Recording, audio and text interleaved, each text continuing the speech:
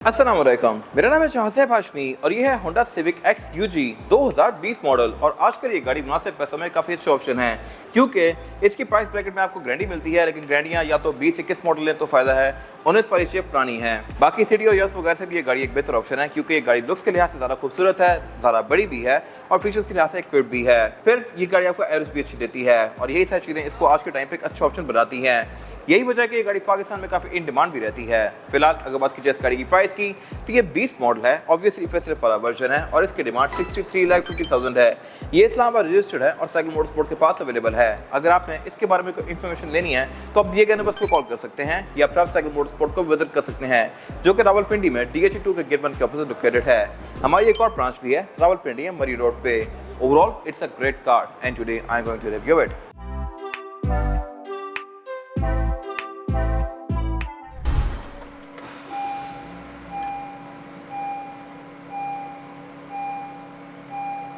Let's start with the exterior of this car. Looks के लिहाज से मेरे ख्याल से गाड़ी अपनी कैटेगरी में सबसे ज़्यादा एग्रेसिव है। गारंटी भी लुक्स के लिहाज से अच्छी है, बट ये एक अलग ही लेवल पे है, स्पेशली फेसलिफ्ट के बाद वाली गाड़ी। फेसलिफ्ट इस गाड़ी का 2019 में आया था। 19 में पुरानी लाइटों वाली गाड़ी भी आती थी, नई लाइटों वाली गाड़ी भी आ रही थी और इन दोनों की प्राइस में तकरीबन 1.5-2 लाख का फ़र्क होता है और ये फ़र्क जस्टिफाइबल भी है क्योंकि LED वाली हेडलाइट्स की थ्रो और विजिबिलिटी बहुत बेहतर है एज कम्पेयर टू हेलोजन वाली लाइट्स, और हेलोजन लाइट्स अब ऑब्सोलीट लगती हैं। इवन सिटी या यारिस ऐसी गाड़ियाँ भी बाइजोन प्रोजेक्शन लैंप ऑफर कर रही हैं या LED ऑफर कर रही हैं। तो मेरे ख्याल से अगर आप सिविक पे जा रहे हैं तो थोड़े पैसे आप ऐड करके यही शेप ले लें। बाकी इसके अलावा इसकी हेडलाइट पूरी LED में है, DRL वगैरह इसमें आती हैं, इसके फॉग लैंप भी LED में है और इसके अलावा फेसलिफ्ट के बाद इसके बम्पर में ये क्रोम भी ऐड कर दिया गया था फॉग लैंप के साथ वाले एरिया में। फिर फीचर्स के लिहाज से भी गाड़ी ठीक है, इस तरह से कि इसमें फ्रंट कैमरा भी आता है और ओरियल वाली गाड़ी में ग्रिल क्रोम में आती है, टर्बो वाली गाड़ी की ग्रिल ब्लैक कलर में आती है। और जहां तक बात है इस गाड़ी की साइड प्रोफाइल की तो इसमें कैरेक्टर लाइन्स भी अच्छी खासी शार्प दी गई हैं। रिबॉन या रिवर्स से ये गाड़ी काफ़ी बड़ी थी साइज में और इसके अलावा इसमें फिर ये मार्कर लाइट्स भी ऐड कर दी गई थी जो कि इसकी लुक्स में एक अच्छा टच ऐड करती हैं। रिम भी इस गाड़ी में 16 इंच के आए हैं शुरू से, जबकि ग्रैंडे ने इस एरा में 15 इंच के रिम लॉन्च किए थे, लेकिन फिर इसको देख के ग्रैंडे ने भी 2017 में रिम चेंज करके 17 इंच के कर दिए। तो ये मेरे ख्याल से सियासी कैटेगरी में लीडर थी। बाकी इसके अलावा 2019 में इसके साइड मिरर ऑटो रिट्रैक्टेबल कर दिए गए थे, यानी कि गाड़ी को लॉक करने के साथ साथ इसके साइड मिरर फोल्ड अनफोल्ड भी होते हैं। और इसके अलावा इसमें फिर ये टीट वाली बेल भी ऐड कर दी गई थी 2016 के बाद से। ये बेल तब बजती है जब आप कोई एक्शन रिपीट कर रहे हो या फिर कोई गलत एक्शन कर रहे हो। अब जैसे इस गाड़ी का बीच फिलहाल ऑन है, इग्निशन ऑन है, तो ये गाड़ी लॉक नहीं हो सकती और इसलिए बटन दबाऊंगा तो ये बेल करेगी। इसी तरह अगर गाड़ी पहले से लॉक है और फिर आप ये दोबारा बटन दबाते हैं तो फिर भी ये गाड़ी टीट करेगी। और जहाँ तक बात है इस गाड़ी की एब्सोल्यूट साइड प्रोफाइल की तो साइज़ के लिहाज से ये गाड़ी एक C सेगमेंट की सेडान है, यानी कि साइज़ के लिहाज से ये गाड़ी यारिस और सिटी वगैरह से ज़्यादा बड़ी है और ज़्यादा वर्थ इट भी है। इस तरह से कि इसमें फिर बैक पर डिस्क ब्रेक्स भी आती हैं, यारिस और सिटी दोनों में बैक पर डिस्क ब्रेक्स नहीं बल्कि ड्रम ब्रेक्स आती हैं। फिर ये गाड़ी सनरूफ भी ऑफर करती है, वो गाड़ियाँ सनरूफ ऑफर नहीं करती और सनरूफ सिविक का यूनिक सेलिंग पॉइंट है। बाकी इसके अलावा क्रोम इसमें आफ्टर मार्केट लगा हुआ है, ये वैसे क्रोम कंपनी से सिर्फ टर्बो में आता है। एंट्री और एग्जिट इस गाड़ी में थोड़ा सा मुश्किल है क्योंकि सिविक काफ़ी नीचे होती है। इसमें बैठ तो आप जाएंगे लेकिन निकलने के लिए प्रॉपर यहाँ से एफर्ट करनी पड़ती है क्योंकि ये काफ़ी लो है, लेकिन इसी वजह से इस गाड़ी की राइड काफ़ी अच्छी है। और जहाँ तक बात है इस गाड़ी के इस वाले एरिया की तो इसमें जो फ्यूल डोर है ये भी इलेक्ट्रॉनिक आता है। गाड़ी को लॉक करूँगा तो ये ओपन खुद ही होगा इस तरह से, अंदर इसमें क्या अलग से रिलीज नहीं दिया गया, लॉक करने पे लॉक हो जाता है। बट इसका जो एक्चुएटर है ये कुछ टाइम बाद ख़राब हो जाता है और ये सिविक का नॉन फॉल्ट है अक्रॉस द ग्लोब। ये मोटर कुछ टाइम बाद आवाज़ करने लग जाती है और फिर इसका फंक्शन भी खत्म हो जाता है। ये कोई बहुत ज़्यादा महंगी नहीं है, 4-5 हज़ार की मिल जाती है, बट स्टिल एक नॉन फॉल्ट है इस गाड़ी का। बाकी इसके अलावा पार्किंग ब्रेक इस गाड़ी में इलेक्ट्रॉनिक आती है और ये चीज़ भी इस गाड़ी ने पहली बार ऑफर की थी पाकिस्तान में। फिर इसमें क्वार्टर ग्लास भी आते हैं और इसमें शार्क फिन एंटीना भी है। ये शार्क फिन एंटीना भी फेसलिफ्ट में आया था, 2019 से पहले वाली गाड़ियों में ये चीज़ नहीं होती। और जहाँ तक बात है इस गाड़ी के रेयर एंड की तो ये भी लुक्स के लिहाज से खूबसूरत है। फेसलिफ्ट में यहाँ पे कोई मेजर रिफाइनमेंट नहीं की गई, जस्ट उसमें यहाँ पे क्रोम ऐड कर दिया गया था एंड दैट्स इट। लेकिन बाकी ये ओवरऑल ठीक है फीचर्स के लिहाज से। टेल लाइट इसकी LED में है और इसके अलावा ट्रंक कैपेसिटी के लिहाज से भी ये गाड़ी डिसेंट है। यहाँ पर आप काफ़ी सारा सामान एडजस्ट कर सकते हैं, बट इसके रेयर बेंचेस फोल्डेबल नहीं हैं। एलेंट्रा और ग्रैंडे फोल्डेबल ऑफर करती हैं, अगर इसमें भी होता तो मेरे ख्याल से अच्छी बात थी, बट नहीं दिए गए। इसके अलावा इसकी ट्रंक के अंदर इंसुलेशन आ गई थी कुछ टाइम बाद, 2016 में इनिशियली इसमें इंसुलेशन नहीं आती थी। और इसके अलावा ये गाड़ी फुल साइज स्पेयर टायर भी ऑफर करती है बैक पे। बाकी इसमें फिर ABS और VSA की बैजिंग दी गई है। VSA means vehicle stability assist, जो कि एक अच्छा फीचर था और इस टाइम पे नया आया था। ये ट्रैक्शन कंट्रोल ही है बेसिकली, और इसके अलावा यहाँ कुछ खास है नहीं। और अब अगर बात कीजिए इस गाड़ी के इंटीरियर की तो ये भी इस इलाके के लिहाज से खूबसूरत था। 1.5 में भी और 1.8 में भी शुरू में तो ये इंटीरियर आता था, लेकिन 2019 में RS के अंदर इंटीरियर ऑल ब्लैक कर दिया गया, बट बेज वाले डोम की फील थोड़ी ज़्यादा लाइवली आती है। इसका स्टीयरिंग व्हील मल्टीमीडिया वाला है और इसके अलावा ये है भी टिल्ट एंड टेलीस्कोपिक। हेडलाइट इसमें नॉर्मल सी दी गई हैं, लेकिन इस पे फॉग का कंट्रोल यहीं पे माउंटेड आता है। मीटर भी इसके लुक्स के लिहाज से खूबसूरत है और ये आपको ट्रिप्स, एवरेज किलोमीटर पर लीटर, ये सारी चीज़ें शो करवाता है। अब इसके मीटर में एक साइंस है, वो ये है कि 2018 तक की गाड़ियों में मीटर की जो हीट की और फ्यूल का जो गेज है, ये इसकी लाइट वाइट आती थी। 2018 के बाद ये लाइट रेड कर दी गई। तो अगर आप 2018 की गाड़ी ले रहे हैं तो उसमें लोग ये जरूर पूछते हैं कि वाइट मीटर है या रेड मीटर है। तो रेड मीटर वाली साइंस बेसिकली ये है। 18 के बाद लाइट चेंज कर दी गई थी, I am not sure why, may be visibility की वजह से। बाकी फिर 2019 में इसकी शेप चेंज कर दी गई थी, जैसे कि मैंने पहले कवर किया। और जहाँ तक बात है बाकी इंटीरियर की, तो ये सेम टू सेम ही है। यहाँ पे सिर्फ ये जो स्क्रीन है इसका सॉफ्टवेयर भी 2019 में चेंज कर दिया गया था, ये पहले थोड़ी सी डिफरेंट थी।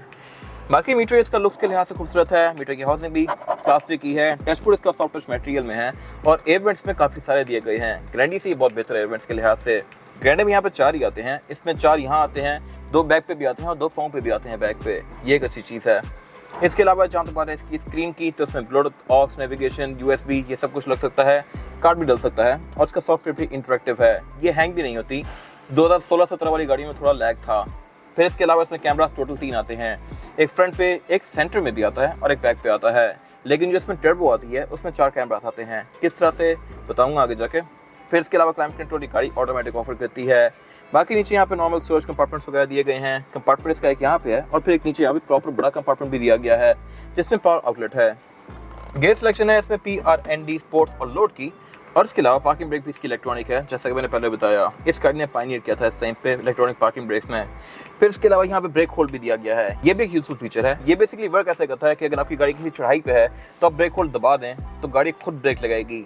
अगर गाड़ी चढ़ाई पे और आप पाँव उठाते हैं और गाड़ी पीछे जाना शुरू होती है, ब्रेक होल्ड लगाने पे ये गाड़ी खुद ही ब्रेक लगाए गाड़ी को रोकेगी। आप बेशक ब्रेक से पाँव उठा भी लें, जैसे ही आप रेस देंगे तो ब्रेक रिलीज हो जाएगी। इसी तरह उतराई पे भी ये ब्रेक लगा के रखेगी, जितनी मर्जी उतराई हो गाड़ी डी में होने के बावजूद आगे नहीं जाएगी।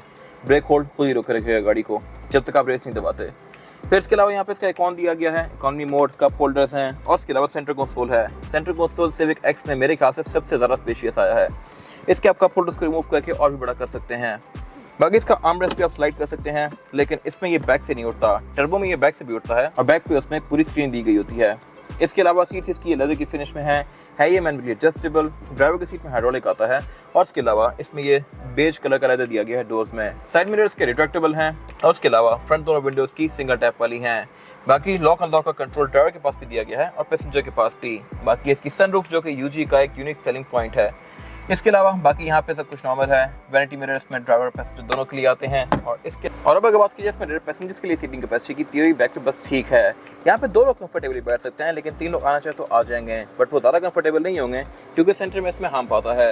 ये 11 जनरेशन में भी है, बट फीचर्स यहाँ पे काफ़ी अच्छे दिए गए हैं एज कम्पेयर टू ग्रैंडी एलेंट्रा, क्योंकि इसमें रेयर पैसेंजर्स के लिए एयरबैग्स यहाँ भी आते हैं और पाँव पे भी आते हैं। फिर ये प्रॉपर सेंटर कंसोल ऑफर करती है और इस पर 3 हेडर्स भी दिए गए हैं रेयर पैसेंजर्स के लिए। बाकी इसमें सीट बेल्ट्स, ISOFIX स्पोर्ट्स वगैरह तो हैं ही। फिर इसमें अलग से क्वार्टर ग्लास भी दिए गए हैं जो कि रेयर पैसेंजर्स की विजिबिलिटी को बेहतर बनाते हैं। और जहाँ तक बात है इस गाड़ी के इंजन की, तो इंजन इस गाड़ी में 2 ऑफर हुए हैं मेन, एक ये वाला 1.8 और फिर 1.5 टर्बो जो कि पाकिस्तान में आए हैं। इंटरनेशनली इस गाड़ी में और भी इंजन आते हैं, 1.0 टर्बो भी आता है, वो गाड़ियाँ हैचबैक होती हैं, बट ये इंजन पाकिस्तान में इसके फ्लैगशिप हैं। अब 1.8 वाली गाड़ी सबसे लंबे टाइम तक आई है और ये सबसे ज़्यादा रिलायबल है। 1.5 टर्बो वाली गाड़ी इस टाइम पे तो एक्सपेरिमेंट ही थी और वो 2016-17 में आई थी, फिर वो गाड़ी डिसकंटिन्यू कर दी गई और फिर दोबारा 19 में आई थी।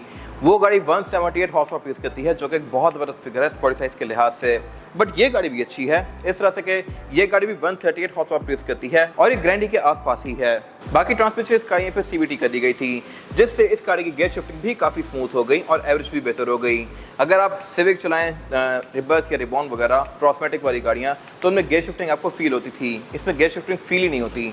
RPM हर टाइम लो ही रहता है, जिसकी वजह से ये गाड़ी आपको एवरेज 12-13 की दे सकती है। लॉन्ग पे ये गाड़ी 15-16 भी जा सकती है और मेरे ख्याल से ये बहुत अच्छी एवरेज है और यही वजह है कि ये गाड़ी पाकिस्तान में बहुत ज़्यादा इन होती जा रही है। इसके अलावा यहाँ पे फिर इंस्टॉलेशन भी बस ठीक दी गई है। फेंडर्स के बिल्कुल एक्सपोज हैं, यहाँ पे होंडा ने बहुत चीप आउट किया है, लेकिन फेसलिफ्ट के बाद से इसमें ये इंस्टॉलेशन भी आ गई थी बोनेट के अंदर। बाकी इसके अलावा इसमें ABS और ट्रैक्शन कंट्रोल भी आता है जो कि इसकी ड्राइविंग को बेहतर बनाता है। और जहाँ तो बात है इस गाड़ी की टायर साइज़ की, तो इसमें टायर साइज़ कंपनी से आता है 215, 55 और 16 इंच की ये ऑफर करी थी और ये रिम फिर ग्रे है।